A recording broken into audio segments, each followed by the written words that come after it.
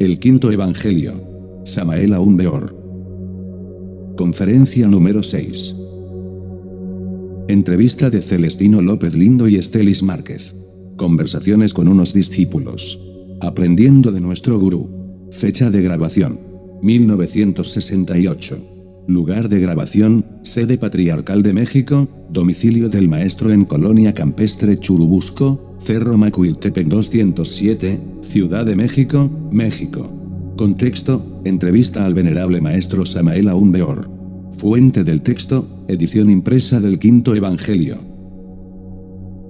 Octavo año de Acuario, en la casa del venerable maestro Samael Aún Beor, nos encontramos Celestino López Lindo, misionero internacional, y mi insignificante persona, Estelis Márquez, y con mucho gusto vamos a hacerle unas preguntas al venerable maestro Samael Aún Beor, para los hermanos de Maracaibo, de Venezuela y todos los que lleguen a escuchar esta grabación les sirva como enseñanza.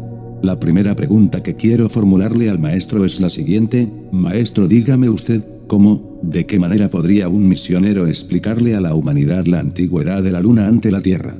Maestro: eso es cosa científica, mi estimado hermano, eso ya está demostrado. Hoy en día la ciencia tiene aparatos muy finos con los cuales se puede medir el tiempo. Los guijarros traídos por los astronautas han sido ya debidamente medidos y se ha podido comprobar, hasta la saciedad, que la luna es más antigua que la Tierra. Dicen los científicos que deviene de épocas remotísimas, tal vez desde los mismos orígenes del cosmos. Nosotros vamos más lejos, mi querido hermano, nosotros sabemos muy bien, por experiencia esotérica directa, que la luna es la madre de la Tierra, que la luna viene del pasado Mahamanvantara, o sea del Mahamanvantara de Padma, o loto de oro. La luna fue un mundo rico, tuvo mares inmensos, llenos de agua, volcanes en incesante erupción, rica vida vegetal, animales de toda especie, florecientes vegetaciones, poderosas civilizaciones humanas, etc. Empero, como es sabido, es claro que todo mundo nace, crece, envejece y muere. Así pues, hoy la luna es un cadáver, mi caro hermano, ya murió, eso es todo. Pregunta: escuchamos la respuesta del venerable maestro Samael. Maestro, se dice que las pirámides de México, las pirámides que están en Teotihuacán, son más antiguas que las de Egipto. ¿Cómo se puede explicar que las pirámides de México son más antiguas que las de Egipto? ¿Cómo llegaron las pirámides a Egipto? Respuesta del maestro Samael: las pirámides de Teotihuacán, mi caro hermano Estelis Márquez, fueron construidas por los atlantes y no por los aztecas, como muchos suponen. Indudablemente, son más antiguas que las pirámides de Egipto, hay cronologías sobre la particular. En todo caso, quiero decirles algo importante, yo recuerdo con exactitud mis vidas anteriores, viví en la Atlántida y sobra decir que hacíamos peregrinaciones incesantes. A veces, tales peregrinaciones iban a Egipto, otras veces venían hasta Teotihuacán. Basado en esa experiencia, puedo decirles, pues, que las pirámides de Egipto fueron construidas después de las de Teotihuacán. Esto es, las pirámides de México son más antiguas que las de Egipto. Hay cronologías religiosas que así lo afirman, y los que tenemos experiencias esotéricas directas, los que recordamos nuestras existencias pasadas, aquellos que vivimos en la antigua Atlántida, sabemos que así es. Pregunta: venerable maestro Samael Aún Beor, haga el favor de decirme, este problema que encuentra la humanidad en el asunto del control de la concepción, estando dictando una conferencia en El Salvador, me preguntaron que si el movimiento gnóstico entendía que en el cielo, o sea, los mundos superiores, ya estaba lleno el cupo para las almas, y por lo tanto, la gnosis se dedicaba a controlar la reproducción. ¿Cómo podríamos explicarles a la gente este problema? Respuesta del maestro Samael: sobre eso de control de la natalidad se ha hablado demasiado, mi caro hermano, todos los científicos están preocupados por eso. Indudablemente que la humanidad tiene altas y bajas mareas, épocas, dijéramos, de plus demográfico y épocas de minus. En todo existe un flujo y un reflujo, un ritmo incesante. Así pues, en estos instantes hay, dijéramos, explosión demográfica, alta marea humana. Es obvio comprender que a ese plus, a esa alta marea, le sigue un descenso, un minus. Así pues, no está lejano el día en que tremendas guerras y cataclismos produzcan el descenso, el minus, la baja de la marea, la disminución de la población humana. Pero como los científicos no saben nada sobre esto, no entienden esto del flujo y reflujo de la humanidad, nada saben sobre las leyes del péndulo, del ritmo, etc., se preocupan demasiado e intentan controlar la natalidad con procedimientos artificiosos, píldoras anticonceptivas e innumerables sistemas que ocasionan cánceres y muchas otras enfermedades, gravísimas para la especie humana.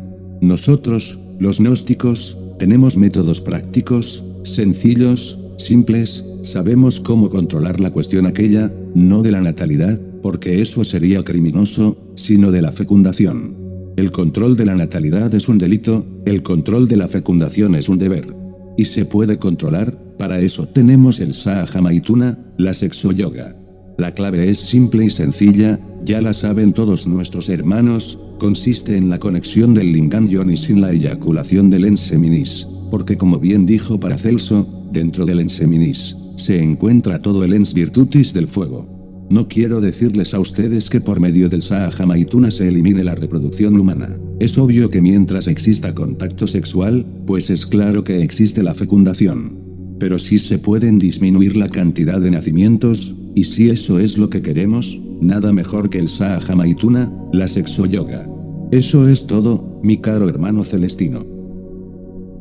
Pregunta, venerable maestro Samael, pero existe otro problema, me han dicho, o me han preguntado, que si no es peligroso retener esa energía en el hueso sacro.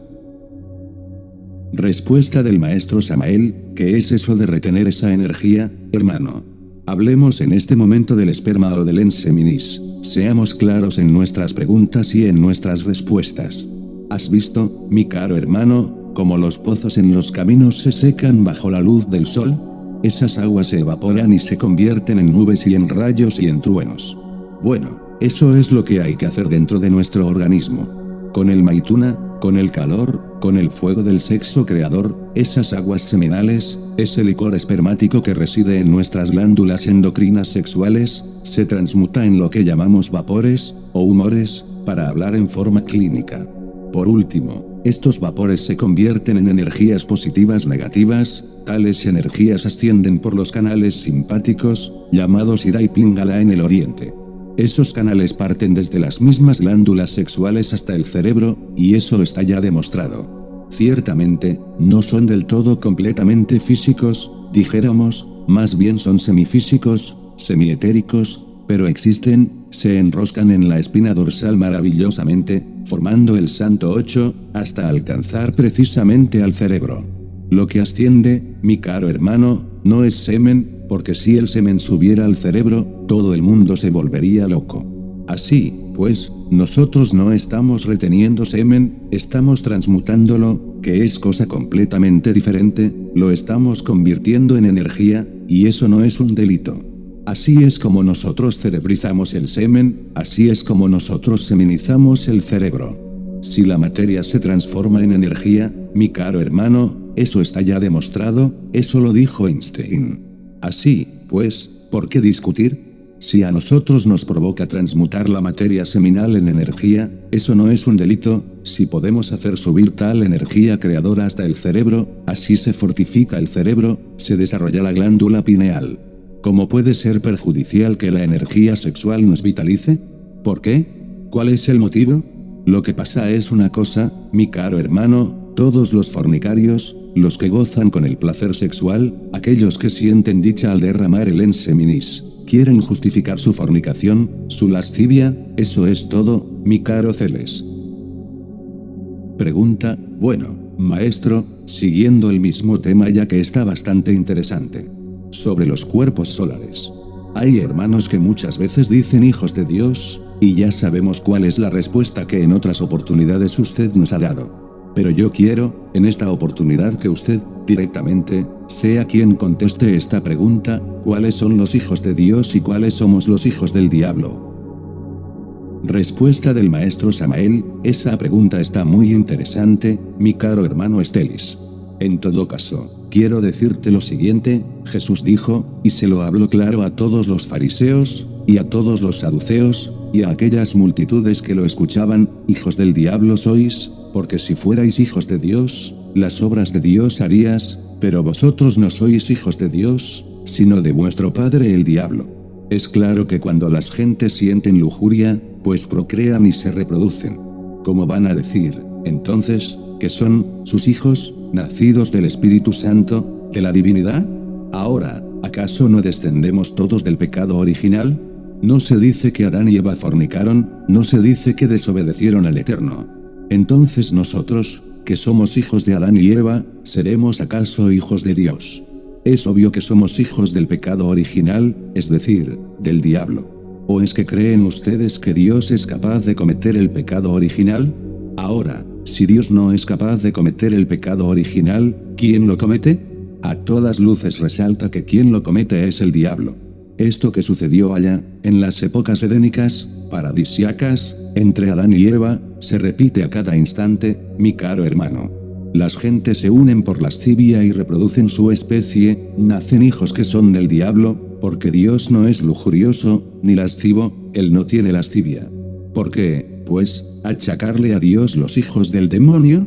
Hijos del diablo somos todos, el que quiera hacerse hijo de Dios tiene que ganárselo. Hay que eliminar el yo, reducirlo a polvo, hay que fabricar los cuerpos solares en la forja de los cíclopes, hay que sacrificarse por la humanidad. Solo así, mis caros hermanos, solo así, podemos convertirnos en hijos de Dios, no hay otra forma, no existe otra manera. Es lógico que todos los seres humanos, sin excepción, hijos del diablo somos, como nos lo dijo nuestro Señor, el Cristo. Jesús no es ningún mentiroso, jamás mintió, dijo la verdad. Así, nosotros, debemos marchar con firmeza, decir siempre la verdad, lo que es y nada más que lo que es, cueste lo que cueste.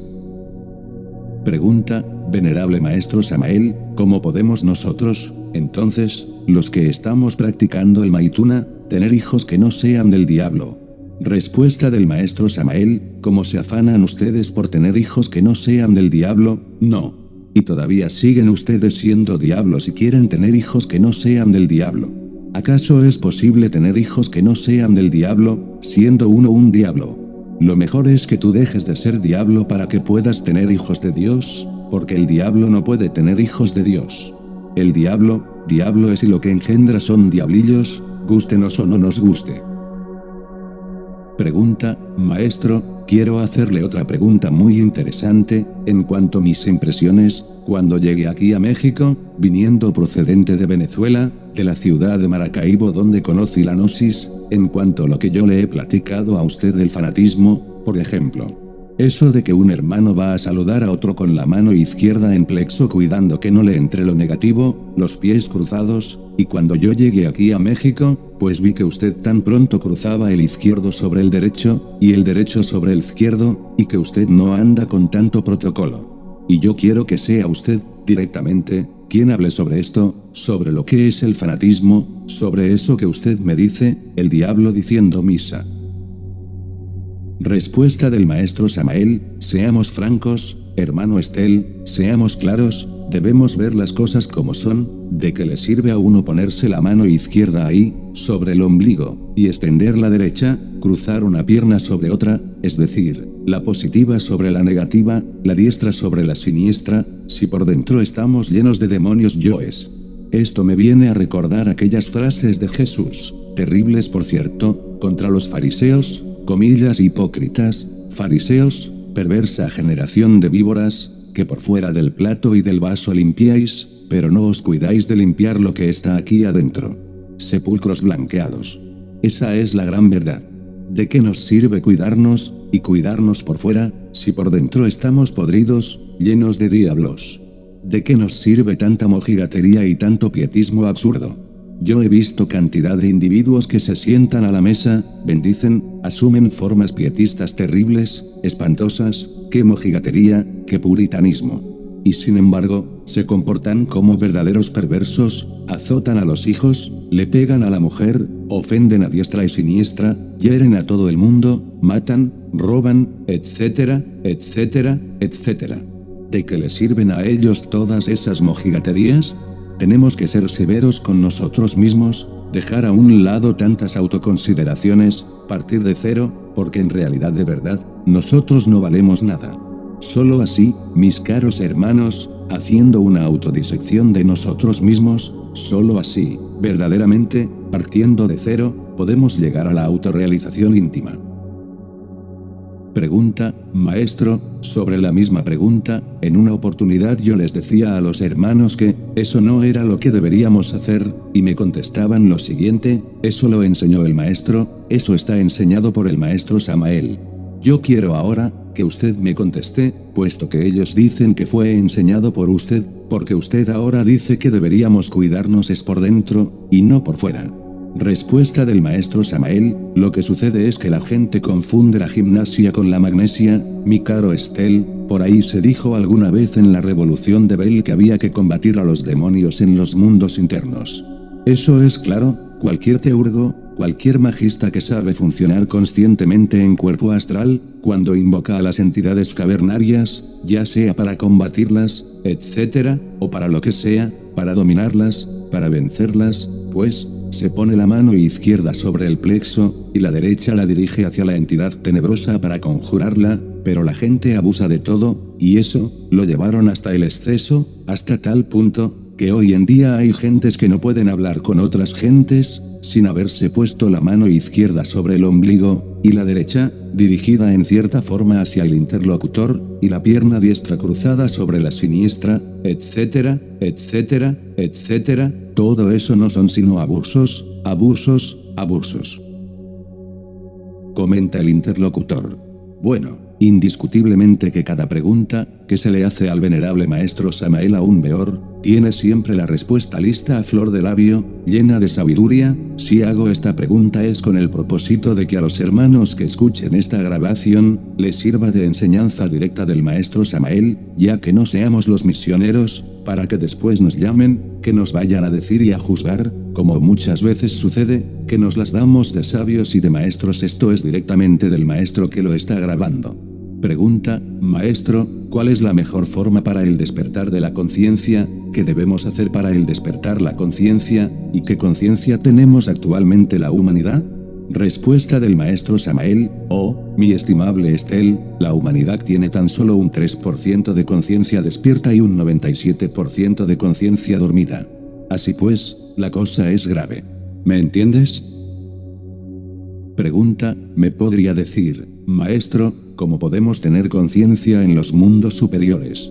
Respuesta del maestro Samael, con mucho gusto mi estimado Celes, vamos a darte respuesta, pues, las gentes quieren, todas, ver, oír, tocar y palpar las grandes realidades de los mundos internos, las gentes quieren recordar sus vidas pasadas, conversar con los dioses, etcétera, etcétera, empero, desgraciadamente, como ya te dije, la gente tiene tan solo un 3% de conciencia despierta y un 97% de conciencia dormida. Quien quiera palpar las grandes realidades de los mundos internos, quien quiera llegar al despertar de la conciencia, tiene que resolverse a morir de instante en instante, eso es indispensable, cueste lo que cueste. Ante todo, se hace urgente saber que tenemos un yo pluralizado dentro de nosotros mismos. Tal yo es el ser de la mitología egipcia, conjunto de diablos rojos, como dijeran los antiguos sacerdotes de la tierra de los faraones. Esas entidades sumergidas, que vienen a personificar al ego, o a Seth, como estábamos diciendo, constituyen nuestros errores, son la semblanza de nuestros propios defectos. Dentro de cada una de esas entidades, está enfrascada nuestra conciencia, embutida, embotellada, dormida. Así, pues, nuestra conciencia, dijéramos, actúa en función de su propio embotellamiento, marcha definitivamente por el camino del error, es egoica, desgraciadamente. Si queremos despertar, para poder ver, oír, tocar y palpar a los mundos superiores, para poder hablar con los maestros de la Blanca Hermandad, pues, se necesita destruir totalmente a Seth, al ego, a los diablos rojos, a los yoes. Solo así, la conciencia logra emanciparse, liberarse y despertar radicalmente. Cuando la conciencia despierta, podemos ver el camino, cuando la conciencia despierta, podemos ponernos en contacto con la humanidad divina que vive en las tierras de Ginas, cuando la conciencia despierta, podemos recordar nuestras vidas pasadas, podemos visitar otros mundos habitados, podemos hablar, cara a cara, con los dioses del Mahamanvantara, etc. Solo así, estando despiertos de verdad, es como podemos nosotros tener conocimiento directo. Mientras que uno no llegue al conocimiento directo, mis caros hermanos, no pasa de ser más que un teórico, repite como loro lo que otros dicen y eso es todo. Necesitamos tener conciencia de lo que estudiamos, necesitamos beber en la fuente directa de la sabiduría oculta. Yo, por ejemplo, puedo enseñarles a ustedes, y les estoy enseñando, lo que sé, lo que me consta, lo que he vivido, no solamente en esta reencarnación, sino mis pasadas vidas. Y aún más, puedo hablarles a ustedes, en forma franca y sincera, sobre acontecimientos de pasados Mahamanvantaras, porque yo actué en otros Mahamanvantaras.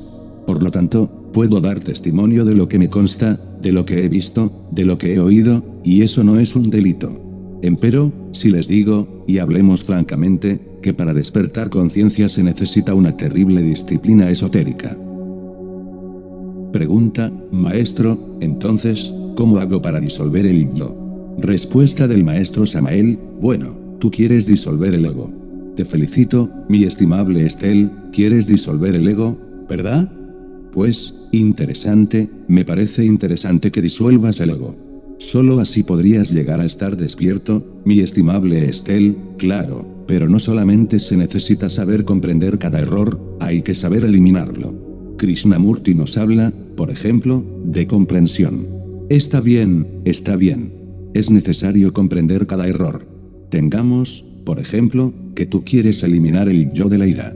Pues, tienes que comprender ese yo, para ello debes utilizar la meditación, la reflexión, conocer sus resortes más íntimos, porque muchas veces, le da a uno la ira por un motivo u otro, a veces porque le tocan a uno el amor propio, o por celos, o por un frustramiento emocional, o por una reacción ante una palabra hiriente, esto tiene tantas facetas. Pero una vez comprendido el resorte secreto de una explosión de ira, en un momento dado, hay que apelar a una fuerza superior, mi caro hermano. Pregunta, ¿cuál es esa fuerza superior, maestro? ¿Cuál es esa fuerza superior? ¿Dónde está? ¿Cómo la conseguimos? Respuesta del maestro Samael, bueno, aguárdame un poco, Estelis, vas muy deprisa, sin embargo te doy la respuesta, esa fuerza superior está dentro de ti mismo, es la serpiente ígnea de nuestros mágicos poderes, encerrada, como dicen los indostanes, dentro del chakra Muladhara, situado en el coxis. Me refiero, en forma enfática, a Devi Kundalini, la serpiente ígnea de nuestros mágicos poderes. A ella, sí, a ella debes tú apelar, hay que pedirle, rogarle, suplicarle elimine el yo de la ira, aquel que comprendiste a fondo, que estudiaste a través de la meditación y de la reflexión profunda. Pregunta, maestro, está muy interesante. Quisiera preguntarle, los celos, los odios, el rencor, etc., todo eso. Respuesta del maestro Samael, bueno, esos son distintos yoes, mi estimable Estel, y el procedimiento es el mismo.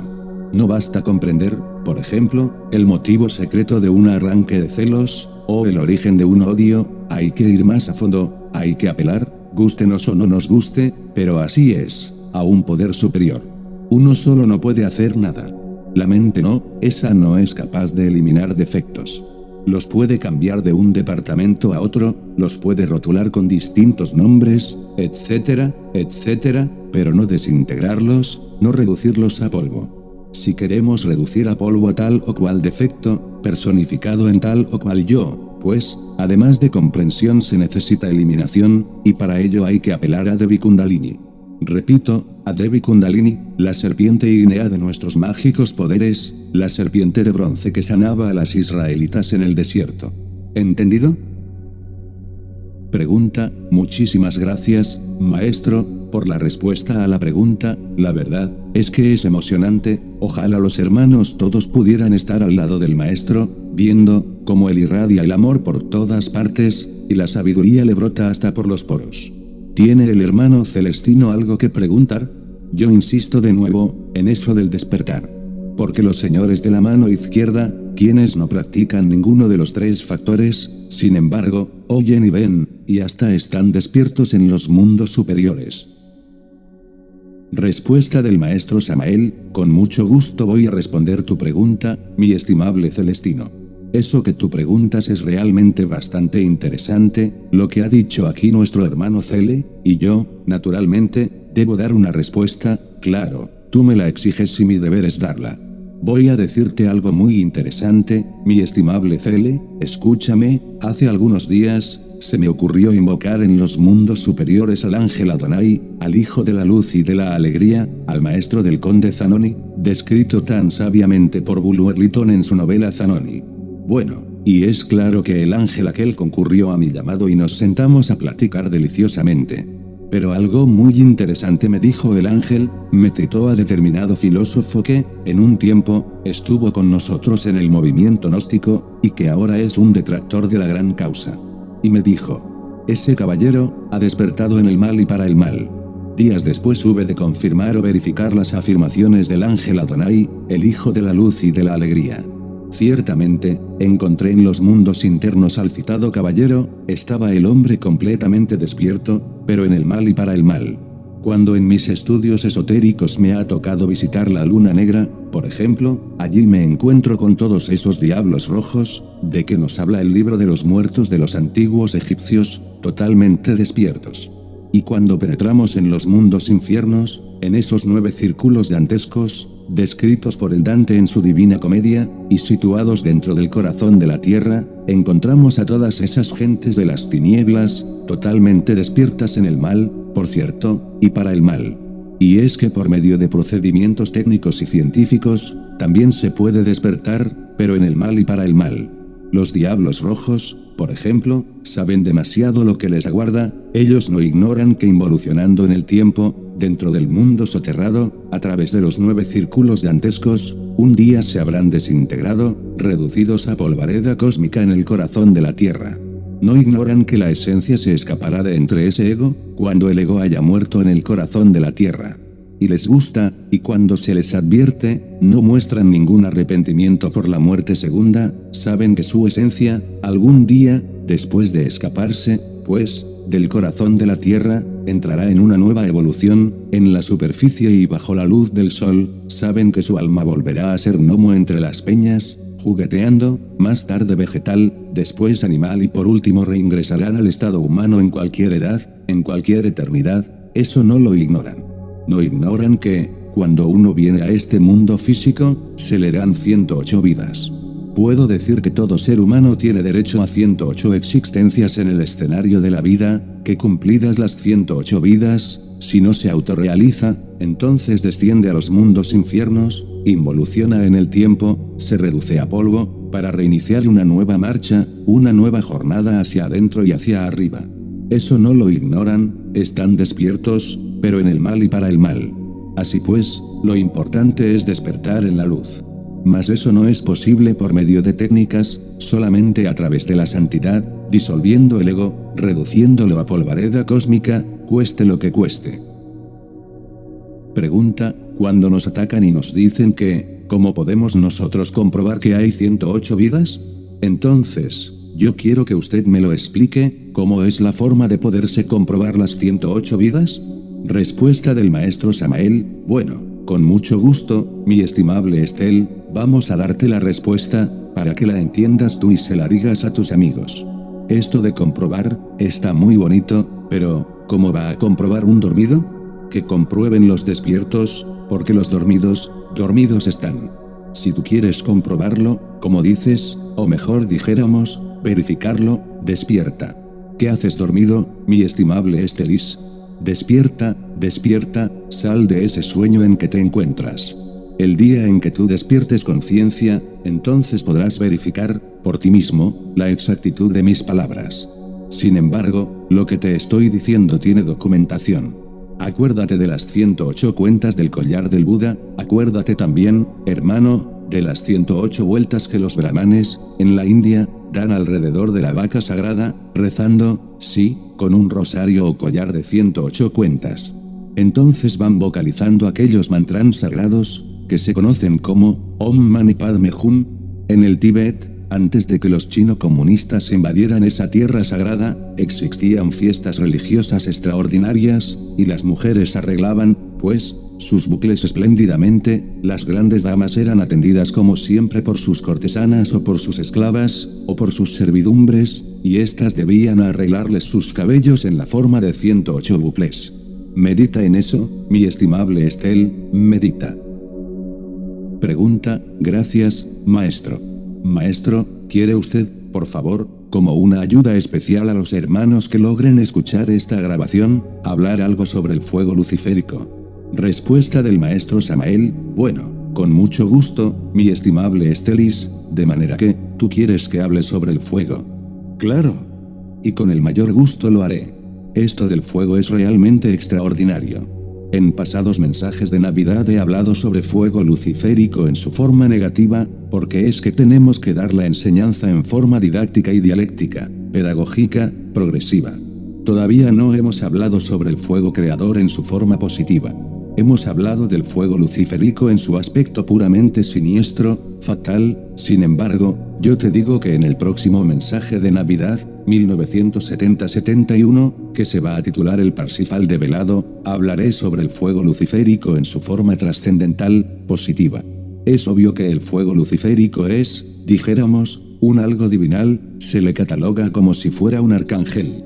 Es claro que, desde el punto de vista alegórico, se desprendió del nimbo del Sol, y se fijó en la Tierra por la fuerza de la gravedad, y el peso de la atmósfera. Él es el azoe y la magnesia de los antiguos alquimistas, es el dragón volador de Medea, el Inri de los cristianos, el Tot de los bohemios, es un fuego extraordinario, maravilloso, sin él sería imposible, verdaderamente imposible, poder realizar el trabajo en la forja de los cíclopes. Piensa en esto, mi estimable Estelis, la conexión del Lingam Yoni no podría realizarse sin el fósforus luciférico. Entonces, partiendo de ese principio, es obvio que el trabajo en la novena esfera sería algo más que imposible sin el agente luciferino. El fuego, en sí mismo, no es ni bueno ni malo, todo depende del uso que hagamos de él. Si se emplea para el bien, es bueno, y si se emplea para el mal, es malo. Es como la electricidad. Tú sabes que la electricidad sirve, por ejemplo, para alumbrar las casas, para la industria, etc., pero en Estados Unidos se le utiliza para la silla eléctrica, para matar. Entonces tiene doble uso, es bueno o es malo, depende del uso que las gentes haga de ella. Así es el fuego luciferino, mi estimable Estelis. Lucifer, en sí mismo, es el mismo Prometeo de los antiguos griegos, es la sombra del logo solar, el señor de las 7 mansiones, el guardián del templo, que solo permite el paso a aquellos que estén ungidos por la sabiduría, que conocen el secreto de Hermes, que portan en su mano derecha la lámpara gnóstica. Solo esos, realmente, tienen derecho a ingresar al santuario. Lucifer es, pues, el fundamento de la autorrealización íntima del ser. Sin fuego es imposible, mis queridos hermanos, trabajar en la alquimia. ¿Quién podría, por ejemplo, transmutar el plomo en oro, sin el agente luciferino? ¿Acaso el crisol, por sí mismo, podría hacer la obra? Debajo del crisol debe estar el fuego flamígero, sin fuego no es posible la autorrealización. El logo solar, queriéndonos ayudar, en el amanecer del Mahammanvantara emanó de sí mismo, a su propia reflexión, un arcángel poderoso que se hizo señor de las 7 mansiones. Hablo en sentido alegórico, no me refiero a un individuo, hablo del fuego. Es con ese fuego, verdaderamente, como nosotros podemos transmutar el plomo en oro, como nosotros podemos convertirnos en algo diferente, en dioses terriblemente divinos. Prometeo Lucifer es el mismo Maha Asura de los indostanes, es el que ha descendido del sol para crucificarse en nuestro mundo. Los buitres terribles de raciocinio le roen las entrañas, y las llamas de las pasiones humanas lo queman espantosamente. El Logos, queriendo manifestarse en cada mundo, en cada planeta, emanó de sí mismo a su sombra, a su ministro, a su fuego luciférico. Desde ese punto de vista, puedo decirles a ustedes que el trono de Lucifer es el escabel del Señor y que la semblanza superior de Lucifer es el rostro del logo solar. Demonium est Deus inversus, o sea, el demonio es Dios al revés, como decían los antiguos. Creo que con esto ya vas entendiendo, mi estimable Estelis Márquez, lo que es el fuego luciférico, Prometeo, encadenado, nada menos que a la dura roca del sexo, Prometeo sufriendo por la humanidad. Dentro de este gran incendio que podemos llamar Lucifer, hay ángeles y hay diablos, columnas de dioses y de demonios. Recordemos a los Agnis Bhaktas, por ejemplo, a los señores de la llama, que viven en el lado positivo de la fuerza luciferina, divinal. No está de más, también, recordar a los tenebrosos luciferinos, a los fracasados de la antigua Tierra-Luna, al Janasmusen Lucifer, tétricos y horribles. Así pues, entre todo hay de todo, ángeles y diablos. El fuego es fuego, mi estimable Estelis Márquez. Pregunta.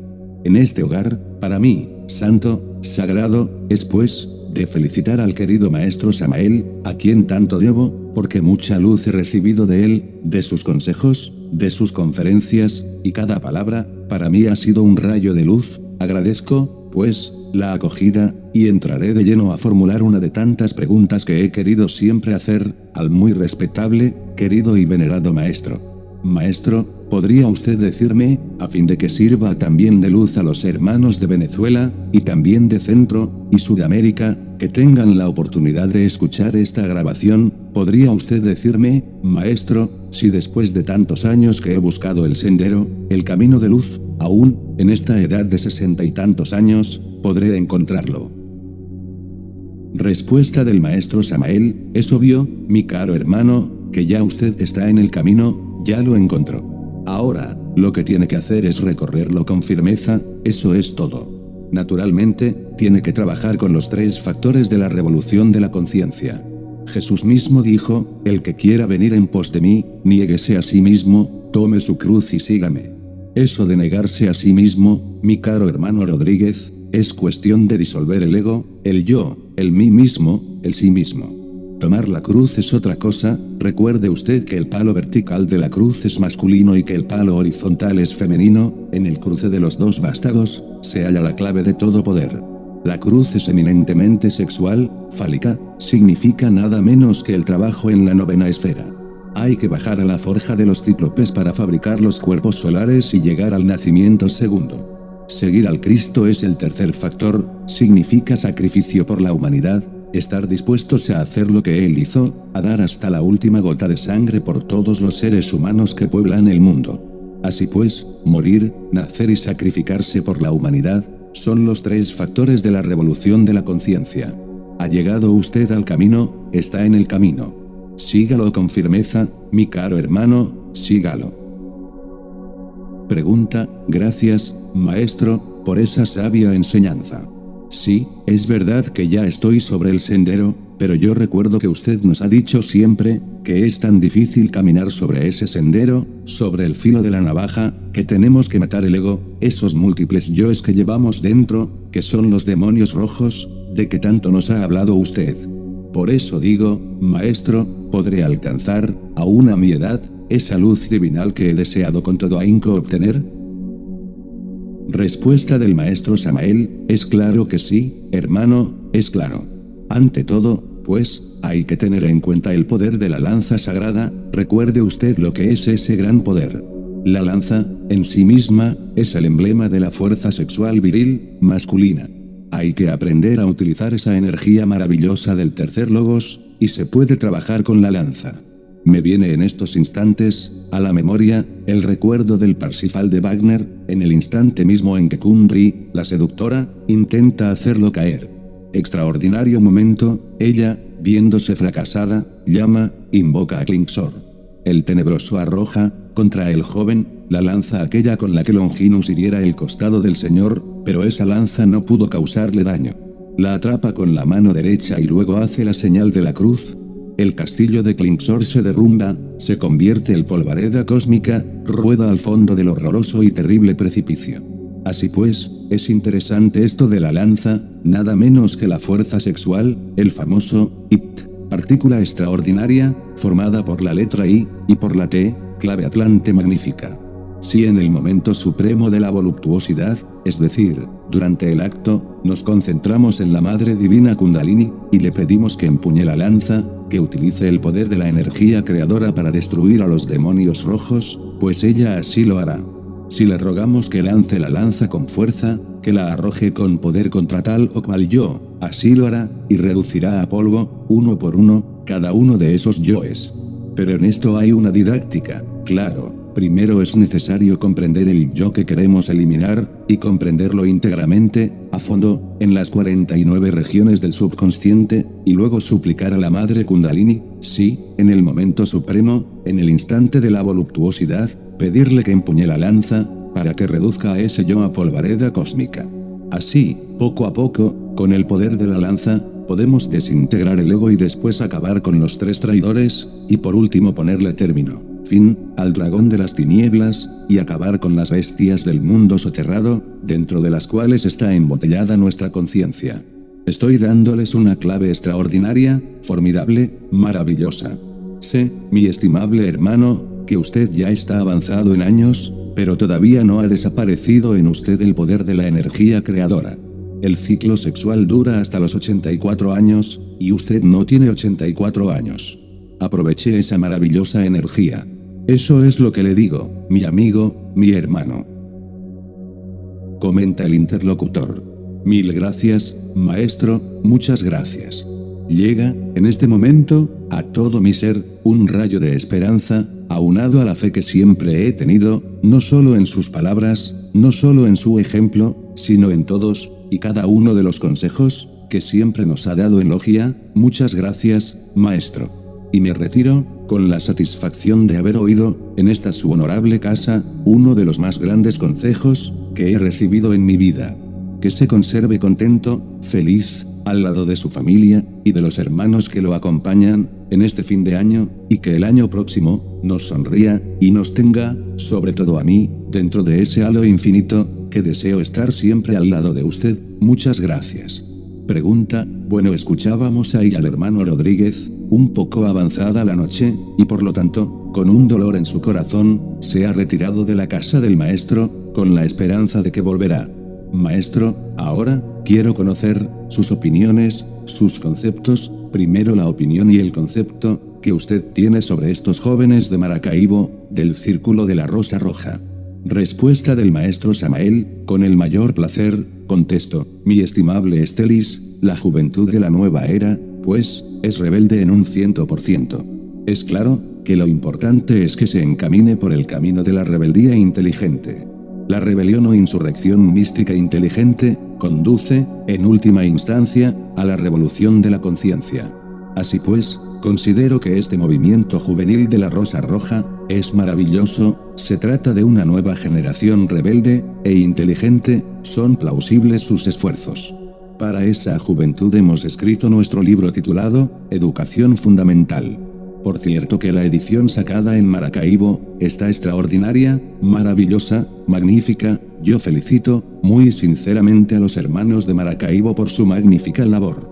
Es recomendable que se difundan las enseñanzas de la educación fundamental por todas partes. También es indispensable tener una imprenta propia, para imprimir nuestras obras, para sacar nueva literatura, eso es básico, si queremos iniciar la nueva era acuaria entre el augusto tronar del pensamiento. La Rosa Roja viene a servir como una especie de vestíbulo, para el ingreso al santuario. Allí la juventud se prepara para luego entrar a los lumiciales. Conviene, realmente, hacer ciertos superesfuerzos extraordinarios en favor de la humanidad, sacar esa imprenta, tenerla propia, eso es maravilloso, magnífico, indispensable, urgente. Es loable pues la labor de los hermanos de la Rosa Roja, y claro, te recomiendo los felicites en mi nombre. Pregunta, maestro, muchísimas gracias por el concepto tan grande que usted tiene por esta nueva generación y la opinión respecto a la obra. Maestro, ¿tiene usted algo más que decir con respecto de la imprenta? Respuesta del maestro Samael, pues, es indispensable reproducir todas nuestras obras, mis estimables hermanos, mi estimable Estelis, claro, hay que sacar millones de volúmenes a la calle, se necesita que toda la humanidad conozca nuestros libros. Además, es indispensable saber que necesitamos hacer una labor mundial, no solamente en América Latina, ni en Venezuela o Colombia, o Argentina, o como sea, sino en el mundo entero. hemos contemplado también la necesidad de iniciar una labor intensiva en los Estados Unidos, mas un tropiezo ha surgido y es grave. Se trata de que no tenemos literatura en inglés, tampoco tenemos, en este momento, cantidad de gente suficientes en Estados Unidos como para embarcarse en la cuestión de imprimir obras. Así pues, para iniciar el movimiento en los Estados Unidos, se necesita meter nuestros libros en dicho país. Hay que meterlos en inglés, que es el idioma propio de esa nación. Así pues, en un futuro tenemos que ver en qué forma se van a sacar algunas ediciones en inglés, para exportarlas a los Estados Unidos. Solo así podremos, verdaderamente, formar en tal país, un movimiento poderoso. La ayuda de los hermanos de Maracaibo es para nosotros indispensable, para el mundo y para la humanidad entera. Con una imprenta propia las cosas cambiarán, se podrán hacer tales ediciones no solamente en inglés, sino más tarde hasta en francés y en alemán y etcétera, etcétera, etcétera. Tenemos que sacrificarnos por la humanidad, estar dispuestos, de verdad, a dar hasta la última gota de sangre por todos los millones de seres humanos que pueblan el mundo. Así pues, se hace urgente un esfuerzo máximo de parte de los hermanos de Maracaibo, en el sentido de comprar una imprenta. Necesitamos imprenta propia. Pregunta: maestro, quiero que sea por su propia voz, quien haga el llamado a estos jóvenes revolucionarios de Maracaibo, digo de Maracaibo porque es donde más conozco el movimiento, que sea su propia voz la que les haga el llamado a que dejen la pereza, que tengan telema y salgan a dar las enseñanzas por distintas partes. Maestro, ¿usted cree que puedan salir más misioneros de estos jóvenes? ¿Necesita, usted, más misioneros de estos jóvenes? Respuesta del maestro Samael: es obvio, que Venezuela necesita muchos misioneros locales, también se necesitan misioneros locales en cada país, mas hay necesidad de los misioneros internacionales. Necesitamos que Venezuela nos dé misioneros internacionales, necesitamos individuos capaces de sacrificarse por el mundo, elementos que verdaderamente estén dispuestos a inmolarse en el ara del supremo sacrificio por la humanidad. Es necesario, pues, que los hermanos de Venezuela, y específicamente los de Maracaibo, se preparen, para que de allí salga algún misionero internacional, o algunos misioneros, mejor dijéramos. Eso es todo. Pregunta: maestro, voy a hacer otra pregunta, quizás sea de gran importancia para los hermanos de Maracaibo, para luego pasar a otro tema. ¿Cuál es su concepto de nuestro hermano Darío, de Maracaibo? ¿Cómo se desenvuelve en el movimiento el hermano Darío? Respuesta del maestro Samael: bueno, mi concepto es que se trata de un elemento magnífico, revolucionario, inteligente, capaz, alguien que ciertamente se está sacrificando por la humanidad, que ha puesto su granito de oro en cada labor con magníficas iniciativas. Por lo tanto, es loable la labor que está realizando nuestro hermano Darío. Ha sido de nuestros mejores colaboradores gnósticos de Maracaibo. No quiero con ello subestimar la labor extraordinaria del director gnóstico Ramón, es claro que su labor es magnífica, extraordinaria, pero tiene también un colaborador muy inteligente, nuestro hermano Darío. Pregunta: venerable maestro Samael, volviendo al tema práctico esotérico de la gnosis, quisiera, pues, que hiciera una aclaración sobre el tema sexual.